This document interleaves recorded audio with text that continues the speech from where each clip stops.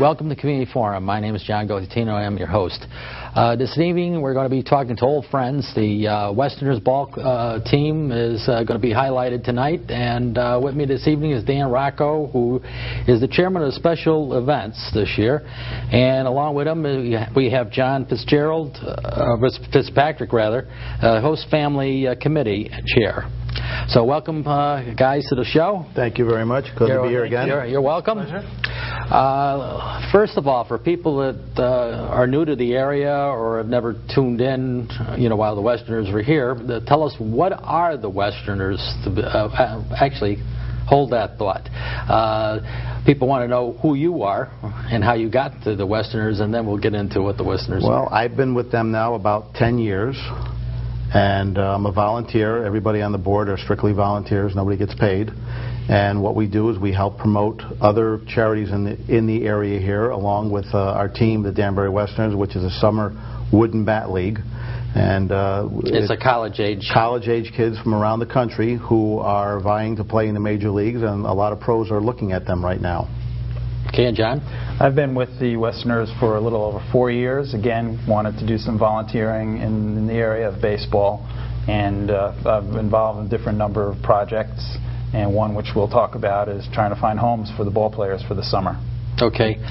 Maybe we can go like a time frame, and then we get into where we should be. It's a college-age team. What is the cycle? If you start, let's say, at the beginning of the year, or let's say the month of December, what is the team doing at that point in time? Let's work forward. Generally, by about October, actually last year, by the end of August, we had our team picked already for 2010. Oh, you were coaches, early. Okay. Coaches are on the phone the minute the summer season is over, saying, we want our kids to come to play in your league. Here's the stats.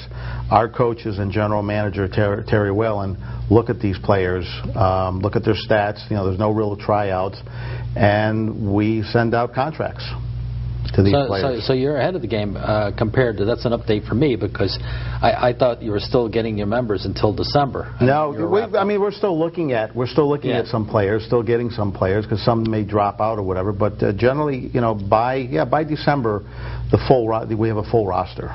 Now, generally speaking, where do the team people come from? Do they come from the New England area? Because the league that you're involved with, the Westerners are involved with, is basically New England teams. Isn't that correct? Mm-hmm. Right, in the 5 New England states. Right. And the players come from around the country. They come from all over. All over. California, Kentucky, Seattle, Florida. We get quite a bit of them from the Midwest. This league is a very high-quality baseball league and is scouted very heavily all summer. So as a result, we've kind of evolved over time. We've had local players in the past on the team, many who've been very successful. And this year, we will have more national players, people who are very high-level recruits for potential minor league contracts. Now, I don't want you to divulge any secrets, but do you actually go, advertise your website and say, this is, in other words, how are you getting your guys? You go to the college sites around and say, who do you got there that might want to play? The league itself, the NECBL, helps us on that. Okay. And over the years, we've been doing it now for 16 years.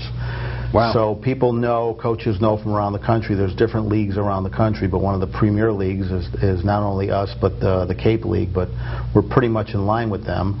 And a lot of people want to come up here and play in the New England area during the summertime. So they visit the website. You can sign up on the website. Most of the players are recommended by their college coaches. Now, when the kids come in, they're playing games, and if I'm not mistaken, they play quite a few games, right? They play 42 games in less than 60 days. Wow.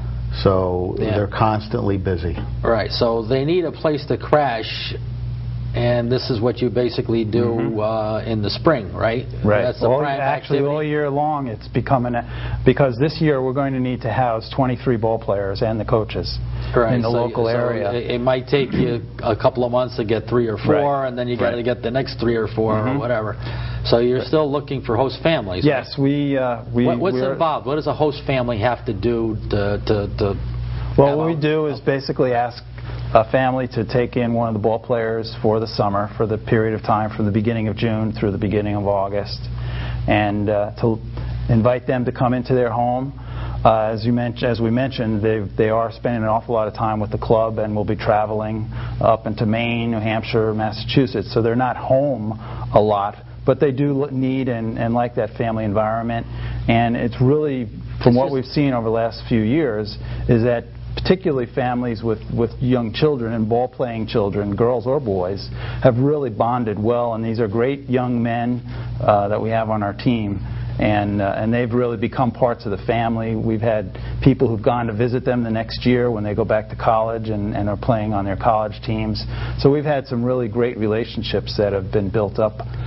No, but do they need to cook for them, or is it just they got the room, the crash, and move? No, it really turns to sort of evolves into a more of a part of the family. And while the guys are away a lot, the team feeds them when they're on road trips and away from town.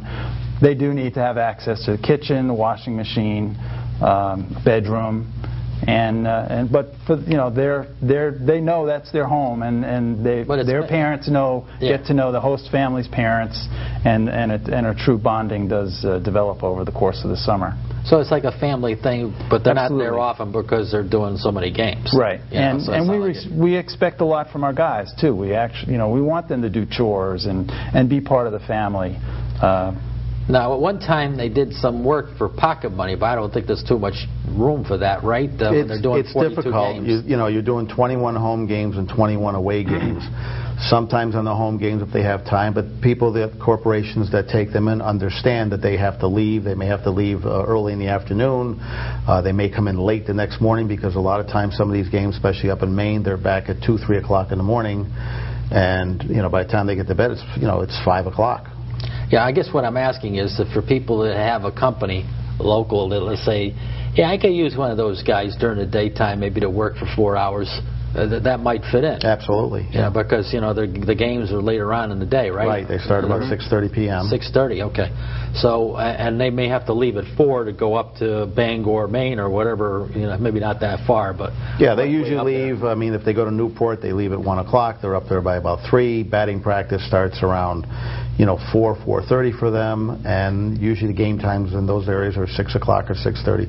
Everybody tries to stay with the same game times. So one of these ball players might be able to work 8 to 12 or sure 9 to 1 or something like that. Right. Right. Typically. Landscaping, some odd hours, internships in offices, those types of things. Working at banks, those have tended to be the types of things they've done in the past. Right. So anybody watching that has something like that, that this is the kind of thing we're looking for, obviously.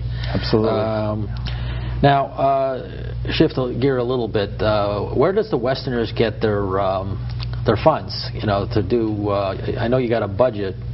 Do you still know what the number is roughly? It takes the ball team to operate on roughly around $100,000 every year. Right. Do you get some funding from the state, the city? City a little bit. We do get funding from them. The rest of it is raised through private donations, corporations. Right. Our biggest expense is the bus transportation for them, right, which runs probably well over $20,000. That's quite a few dollars there. Yes.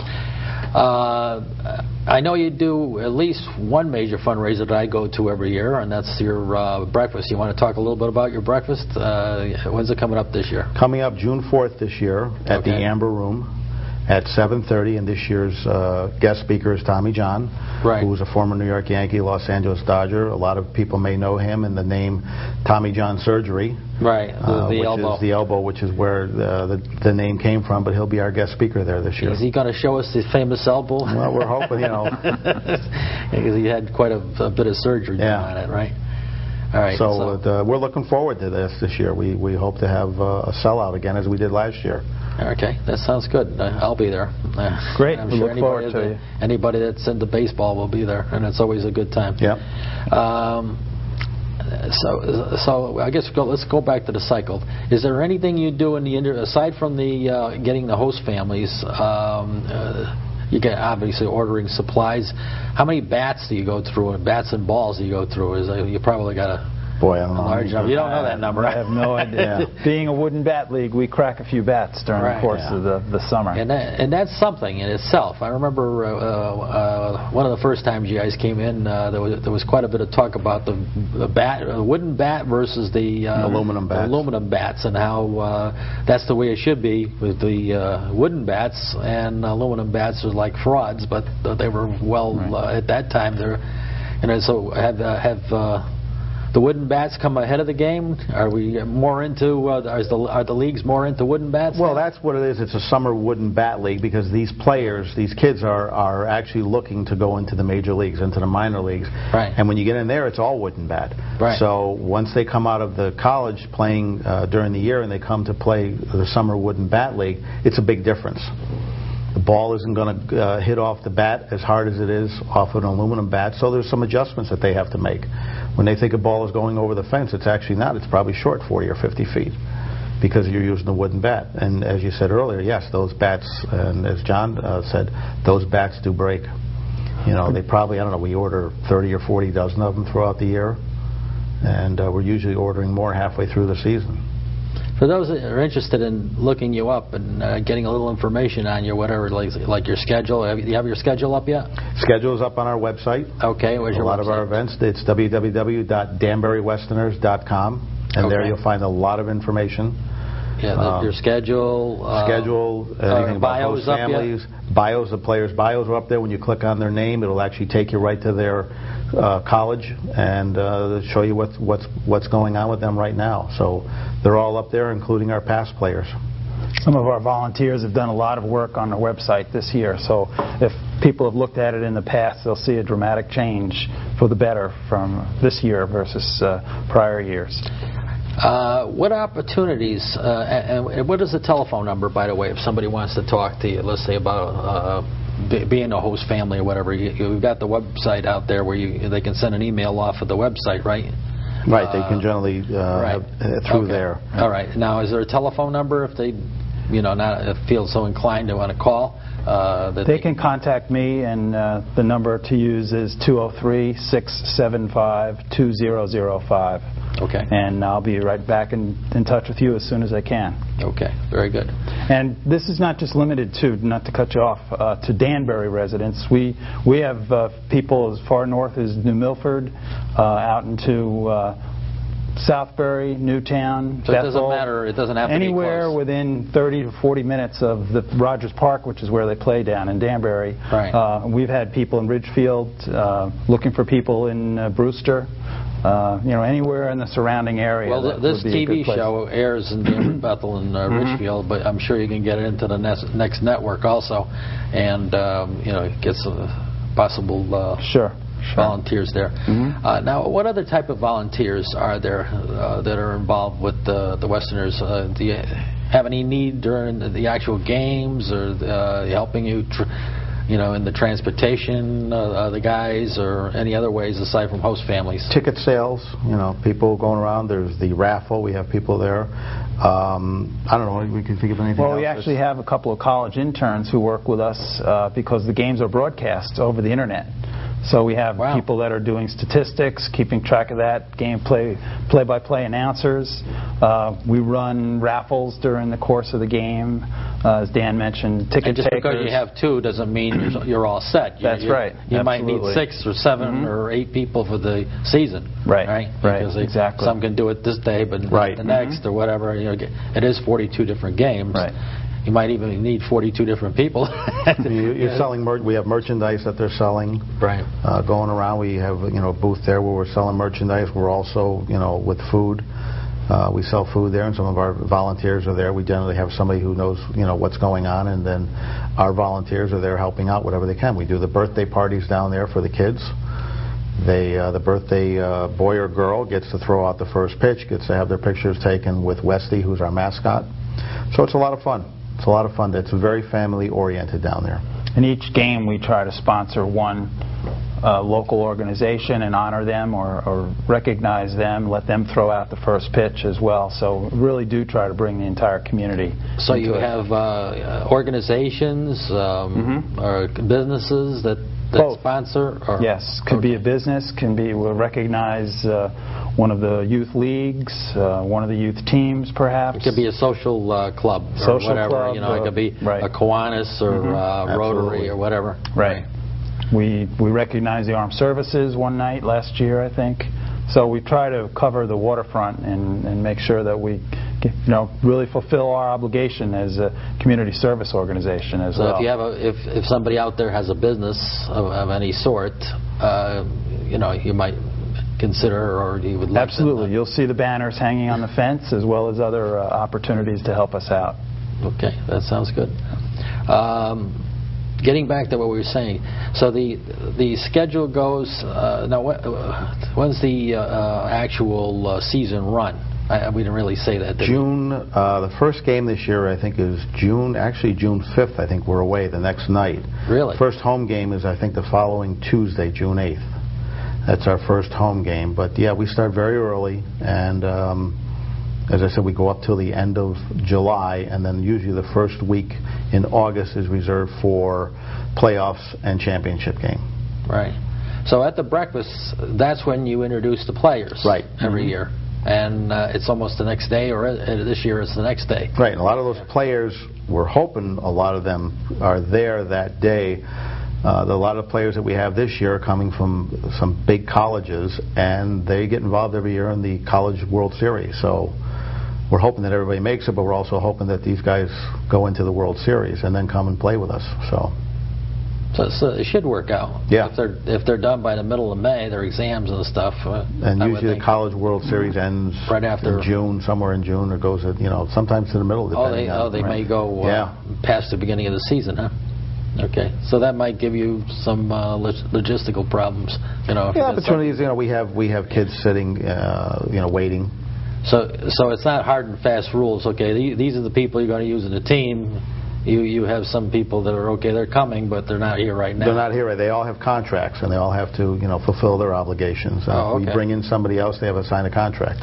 So are they paid or no? Nobody's paid. There's no pay. No, they're still amateur players, and we abide by contract, you're giving them $1 and maybe contractors, you're going to come play for the Westerners for the summer. It's a commitment to play. Right. Because we still have to live within the NCAA rules, and we make sure, the league makes sure that nobody gets a fast car or that's for sure, or a hotel room or whatever. Okay, right. Well, that kind of thing has gone on. It's an amateur league. Yeah. And it gives the guys an opportunity to really experience what it would be like being a minor league ball player for the summer, because they're riding the bus every other day and traveling 2 or 4 hours to get back and forth from a game, and it's a small snapshot of what a minor league ball player will go through.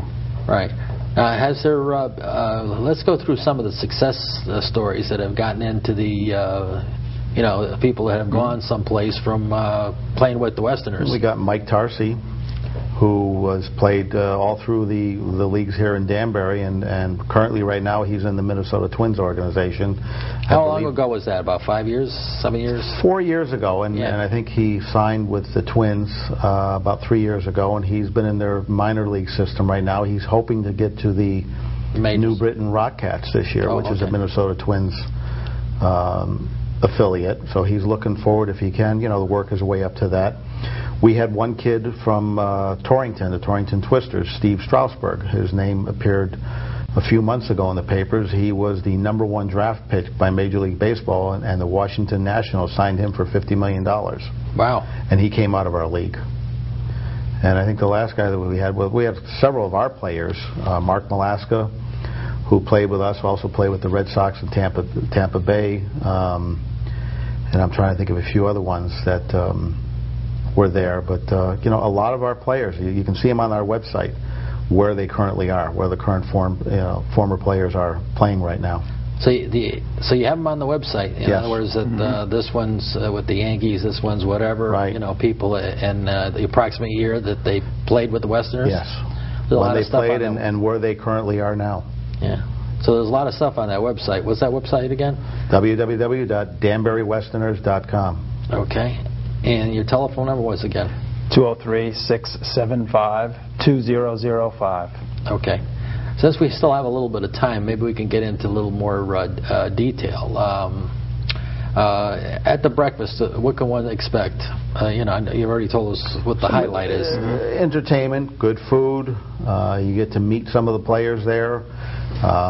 You get to, maybe have your picture taken with, Tommy John. Have your a card signed by him. It's kind of a very fun morning down there. Yeah. So approximately, what does it go? Does it go like 7 o'clock in the morning, 7:30 in the morning, 7:30 to about 9 o'clock, a little after 9 o'clock. Yeah, you're going to try to get people back to work. People back have to get back to work. So but sometimes the questions takes it to 9:15. I remember that one. Right. But you try to hold at 9 o'clock.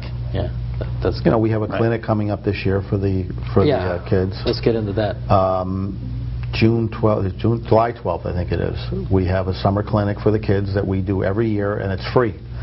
And generally, we get anywhere between 75 and 125 kids coming down between 9 and 12.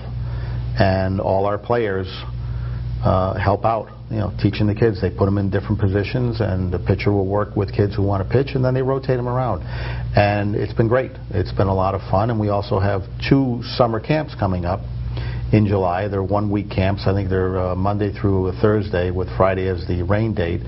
And they're at Rogers Park, and the same thing. So those are during the day, because you guys don't play. The day. You guys don't play until later on. And we try to schedule it when most of the players are home and they're not on a road trip.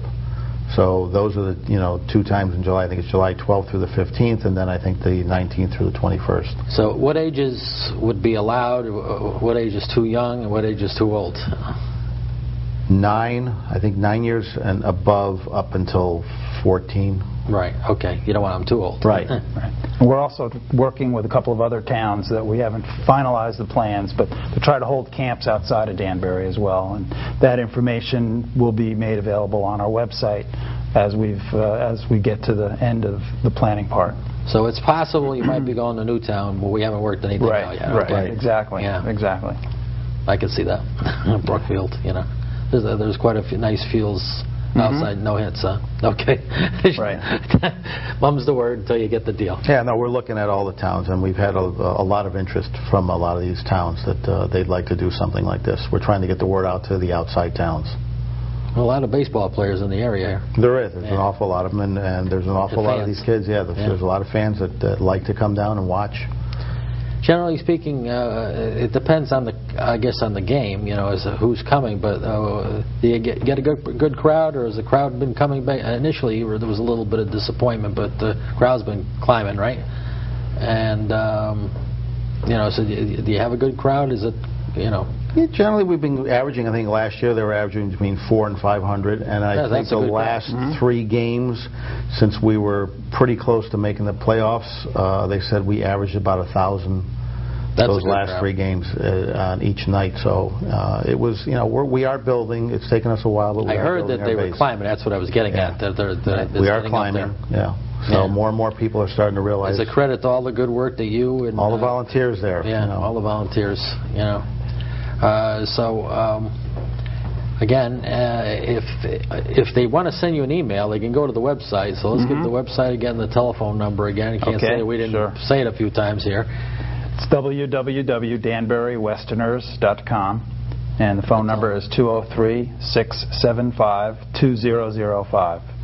And once again, what is demanded from the family? It's not demanded, but we ask you to take them in as another member of your family for a 6 to 8 week, for a 2-month period, and to provide a bedroom for them, some access to the kitchen, and a washing machine, and work out the rest of the rules just as you would with any other child or young man, young person. And they'll reciprocate with you. They don't necessarily have to do the wash. They'll do their own wash and stuff. Right. Yeah, clean their own sheets and stuff. We got to get to the details here. Saying, do we have to clean up after? They're still as though they're away at college. So they're college kids, and they're expected to clean up after themselves. Right. Or they're home and they have to clean up. Right. And as any 20-year-old is always going to be looking for access to the computer, cell phone, electronics, etc. So those would be the kinds of things that they would look for. And I'm sure you'll get a game or 2 of wiffle ball out in the yard with them in return. Yeah, they might teach you some of those curveballs that That's right. they may That's not. right. They shouldn't use until later on. But if it's a wiffle ball, it won't hurt them. Right. Right. Okay. And now, is there anything else you could think that might be of interest during the down months? There used to be so much that they did during the down months, but you get so much of your work done earlier now, and in the past when you guys had come. Yeah, when we first started, it was. I mean, it is a year-round process. We're always looking for board members. We're always looking for new ideas. Do you guys go out and still scout people? No, we necessarily don't. That's usually the coaches that do that now. We were doing that in the beginning, looking at things. Now we have the coaches that are doing that, along with Terry Whalen, who's our general manager. He will look at them, and they all make decisions on who they should bring in. You don't have to travel as much because everything with the internet, you can see the statistics, you can see games that are played anywhere. They got it on the web, right? So you can see people playing on the web. You can get an idea. It's not necessary to do the same travel that used to be. Yeah, and we had events this year. We had the Hot Stuff meeting this year, where we had we had Mike Tarsi and some other local players come in, and Skip Lockwood he played with the Red Sox a few years ago, and it was kind of like in a very informal, what it's like, what it is to be, how it is to get into the major leagues and what you have to go through. And we were one of the sponsors of the chili cook-off this year. Oh, okay. Over at the Ice Arena there, which was a big success. Yeah, that was a big event. I couldn't go this year, but I heard that quite a few people went. Yeah, so it's a lot of fun. That's good. And they're telling me we got about a minute left, so why don't we just do the website and the telephone number again, and maybe sum up in 30 seconds or less. Okay. The website is www.danburywesterners.com, and the phone number is 203-675-2005, and that's for the host family committee.